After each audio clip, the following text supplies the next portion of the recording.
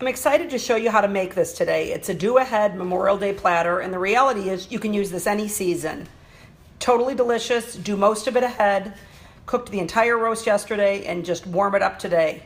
Let's go. Here's some of what goes into this gorgeous pork shoulder. Plenty of thyme, double what I normally do, oregano, garlic, salt, and pepper. And you want a beautiful piece like this, and this fat cap, and you definitely want that, don't get smoked, is what's gonna create a beautiful sauce. I'm gonna salt and pepper this all over, and I'm gonna turn it upside down, do it on every side. So it's loaded and ready to go. Salt, pepper, oregano, thyme, garlic. And it's gonna go in the oven, very low, and let's see what happens. 250, it's gonna go in for about 8 hours. So here she is, totally beautiful, done yesterday, heated up, and you would never know. And something about the flavors melding overnight, just wonderful. I've got these salted, and now I'm gonna add a bit of olive oil. And then I'm just gonna toss like crazy so that they reach everywhere, and I'm sure gonna put this on a hot, clean grill. And then use what you can find local and in season. I ended up finding some beautiful carrots, and I'm gonna use these. But I'm also gonna use baby radishes because I went to the market and they were fabulous. Got my grill going. The thing about grilling is you've got to use your intuition. You can't say to me, how long does it take to grill this? It depends on your grill, it depends on the temperature, it depends on how thick you've cut this. But I do like 3 minutes and then I just start checking and watching. I'm excited about this because I think it's pretty much a genius dish. We've got garlic hummus, basil pesto, lemon, and we're gonna combine one to one with as much lemon as you like for a great taste. It's as easy as combining the two. What I like about the tops is, well, they are absolutely kid-friendly. But we want kids to get into these. Smells so delicious. And what I love is that we've come up with our own creamy basil pesto hummus. And add as much lemon as you like. I'm gonna start with 2 tablespoons.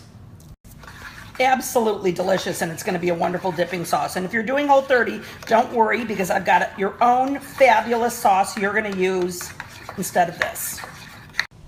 And if you're doing Whole30 and you can neither have hummus nor pesto, let me show you a compliant version. We're gonna mix baba ganoush. You can get store-bought. I have a great one I get in my neighborhood, and equal a part of pistachio pesto. Mixed it all together and it's unbelievably delicious. By the way, this was a streak of genius moment. I had no idea I was gonna do this. Suddenly I thought I could, and it's spectacular. Makes the whole platter Whole30 and just omit the crisps. Remember last week at Smith & Walensky where I saw those unbelievable little crisps? Well, I got inspired to make some. I've cut them super thin. I've added olive oil and salt, and I'm gonna put them in the oven and crisp them up. So these beauties have just come out of the oven, and you just want them just slightly browned and really crispy, and they're going to be delicious. People are gonna be like fighting over you and pushing you over to eat them. So we're gonna start assembling, and I think the thing you wanna do is go through your things and find something that feels fun and summery, and feel free to mix and match. Nothing here is the same, it's all different. And the idea is have fun with your parties. So make yourself a beautiful platter, and what I'm gonna do is, I love these little peppers, they're delicious and they eat beautifully because they're really sweet with the new basil pesto hummus. Put some onions here. I hadn't planned on doing radishes, but I went to the farmer's market and that's what they had, and I'm all about cooking seasonally and with what you can find that day. So I've grilled some carrots and zucchini.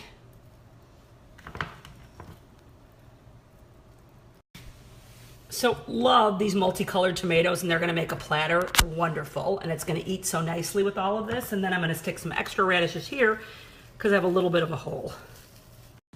Here are these beautiful crisps that I made earlier today, and they are gonna be such a big hit. Definitely not gluten-free, but people are gonna love them.